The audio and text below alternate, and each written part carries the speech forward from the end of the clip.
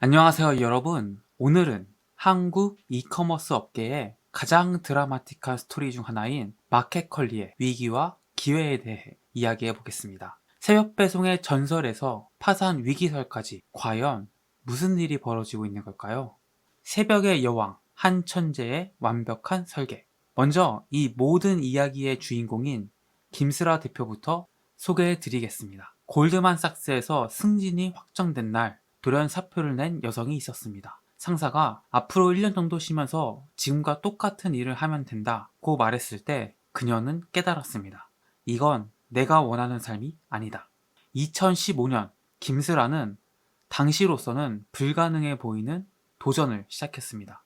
새벽에 신선식품을 배송하겠다는 것이었죠. 모든 사람들이 미쳤다고 했습니다. 새벽에 누가 채소를 받겠어? 물류비만으로도 망할 거야. 하지만 김슬아의 설계는 완벽했습니다. 그녀는 단순히 배송 업체를 만든 게 아니라 라이프 스타일을 바꾸는 혁신을 만들었습니다. 밤 11시까지 주문하면 다음날 새벽 7시 전에 신선한 식재료가 문 앞에 도착하는 마법 같은 서비스. 이것이 바로 샛별 배송이었습니다. 초기에는 직원들이 직접 오토바이를 타고 배송했습니다. 김슬아 대표도 새벽 4시에 일어나서 직접 상품을 포장하고 배송 계획을 세웠죠. 완벽주의자였던 그녀는 상품 하나하나의 품질을 직접 검수했고 고객 한 명 한 명의 피드백을 모두 읽었습니다. 그 결과는 놀라웠습니다. 입소문이 퍼지기 시작했고 고객들은 마켓컬리를 단순한 쇼핑몰이 아닌 라이프 스타일로 받아들였습니다. 2019년까지 매출은 4,300억 원으로 성장했고 2021년에는 기업 가치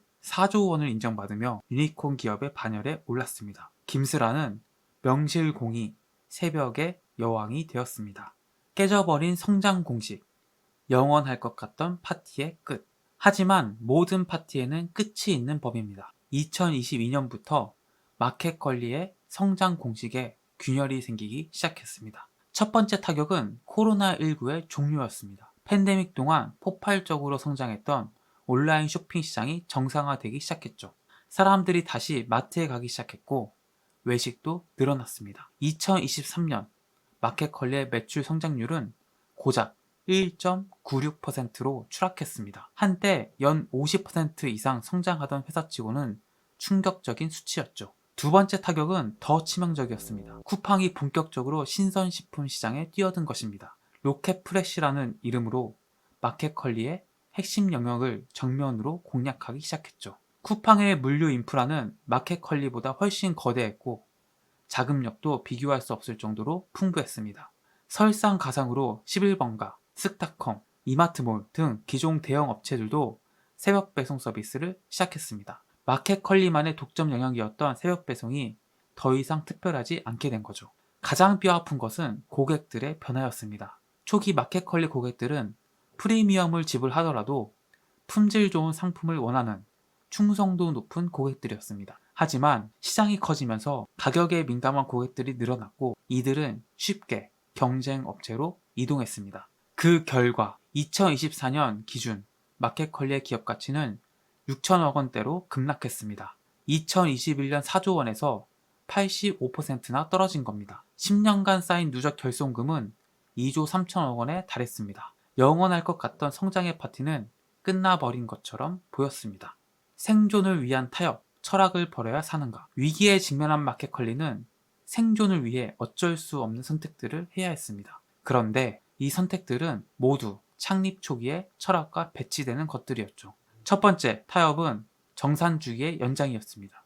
마켓컬리는 2024년부터 납품업체들에게 대금을 지급하는 기간을 최대 2개월까지 늘렸습니다. 이는 티몬, UMF 사태의 원인과 비슷한 구조였죠. 납품업체들의 돈을 더 오래 보유해서 회사의 현금 유동성을 확보하는 것이었습니다. 실제로 이 전략은 효과가 있었습니다. 2024년 상반기 현금성 자산은 1,720억 원으로 늘어났지만 동시에 납품업체에 지급할 채무는 770억 원이나 증가했습니다. 쉽게 말해 다른 사람의 돈으로 버티고 있는 상황이 된 거죠. 두 번째 타협은 창립자 철학의 희석이었습니다. 김슬아 대표가 그토록 강조했던 품질 최우선 원칙에 균열이 생기기 시작했습니다. 비용 절감을 위해 일부 상품의 품질 기준을 낮춰야 했고 마케팅 비용도 대폭 줄였습니다. 2025년 1분기에는 광고 선전비를 전년 대비 44억 원이나 줄였습니다.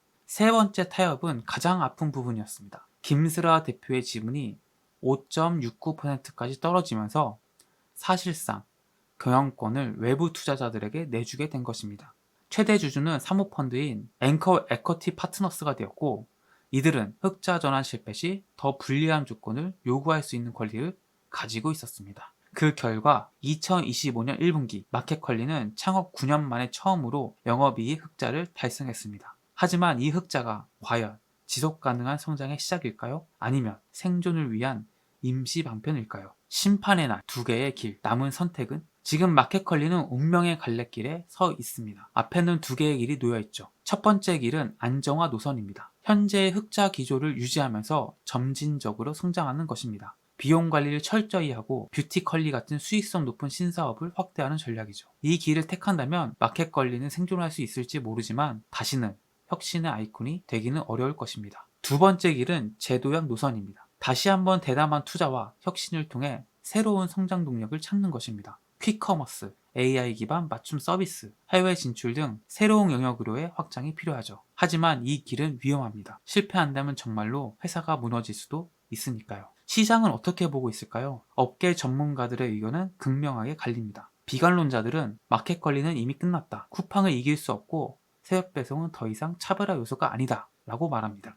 한 물류 전문가는 마켓컬리에는 돈도 없고 기술력도 없고 시스템도 제대로 갖춰지지 않았다 라고 호평하기도 했습니다. 반면 낙관론자들은 다른 관점을 제시합니다. 마켓컬리는 실패한 기업이 아니라 너무 빨리 성장한 기업이다. 이제 수익성의 근육을 키우기 시작했으니 오히려 기회다 라고 봅니다. 그렇다면 김슬아 대표는 어떤 선택을 할까요? 최근 그녀는 한 인터뷰에서 이렇게 말했습니다. 흑자 시점은 당기느냐 늦추느냐 하는 결정의 문제다. 능력의 문제가 아니다. 곧 할 것 같다. 임계점이 오고 있다. 이 말에서 우리는 그녀의 의지를 읽을 수 있습니다. 아직 포기하지 않았다는 것.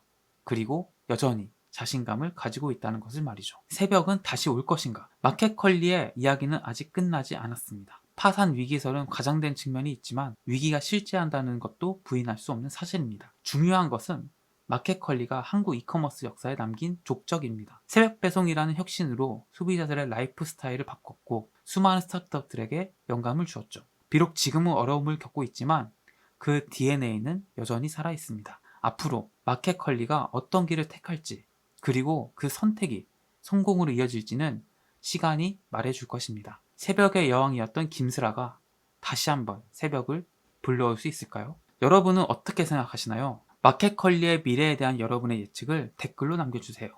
오늘 영상이 도움되셨다면 좋아요와 구독 부탁드립니다. 감사합니다.